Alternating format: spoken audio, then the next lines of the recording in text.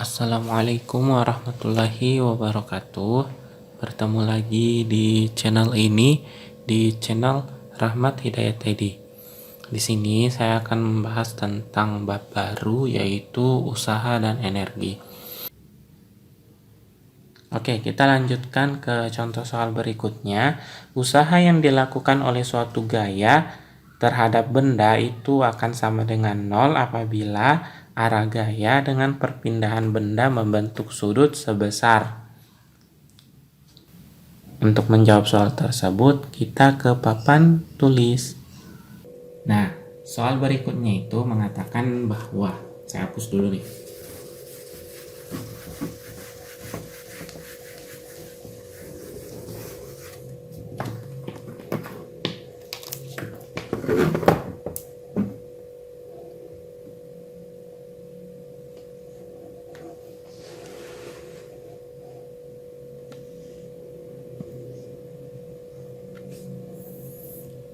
Oke, soal berikutnya mengatakan bahwa jika ada gaya yang menyebabkan perpindahan tapi usaha yang dihasilkan itu bernilai 0. Sebenarnya kalau ada gaya yang menyebabkan perpindahan tapi usahanya sama dengan 0, berarti gaya yang menyebabkan perpindahannya itu bukan gaya yang dimaksud. Berarti ada gaya lain yang menyebabkan perpindahannya tersebut. Nah, begini ya, kita coba analisis secara rumus. W atau usaha itu sama dengan F dot S atau F kali S kali cos theta. Nah, yang bernilai di sini adalah nilai F dan nilai S karena di soalnya mengatakan ada gaya, ada perpindahan, tapi usahanya sama dengan 0. Ada gaya, ada perpindahan, usahanya sama dengan 0. Berarti yang menyebabkan nilai 0 ini adalah nilai cos theta. Nih, cos yang membuat hasil sama dengan 0 itu adalah cos 90. Yang kita ambil ini yang sudut yang berada di antara, bukan sudut yang dimulai dari 0 sampai 90 derajat. Berarti sudut yang dibentuk antara F dengan S ini yaitu 90 derajat. Nah, coba kita analisis secara gambar.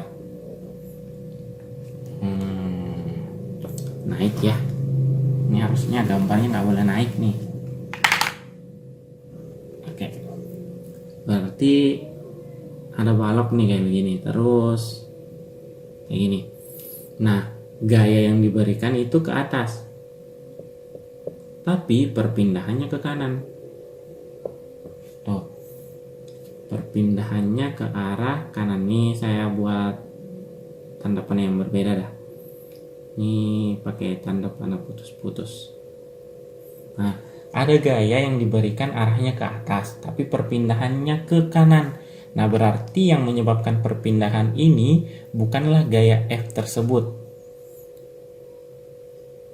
Berarti yang menyebabkan perpindahan ini bukanlah gaya F tersebut, tapi ada gaya lain yang menyebabkan perpindahan tersebut. Sehingga usaha yang dihasilkan oleh F ini adalah usaha yang bernilai 0 karena perpindahannya tidak searah dengan gaya tersebut.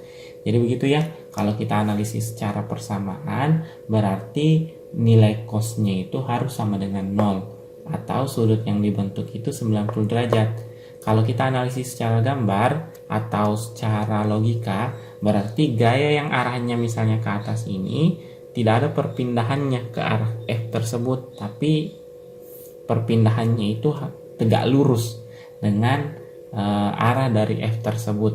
Nah, bagaimana kalau F-nya itu sejajar tapi arahnya ke bawah? Nah, kalau arahnya ke bawah berarti usaha yang dilakukan oleh F ini bernilai negatif karena perpindahan yang dilakukan malahan berlawanan arah dengan gaya tersebut. Kalau berlawanan arah berarti nilainya negatif ya. Tapi kalau tegak lurus berarti usaha yang dilakukan oleh gaya F ini itu bernilai 0 karena perpindahan yang dialami oleh S itu dilakukan oleh gaya lain.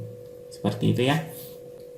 Jadi cukup sekian untuk video kali ini. Terima kasih. Semoga kalian bisa paham dengan penjelasan dari soal ini. Dan tidak lupa saya mengingatkan tetap dukung channel ini sehingga channel ini bisa berkembang dan bermanfaat untuk kita semua. Terima kasih. Assalamualaikum warahmatullahi wabarakatuh.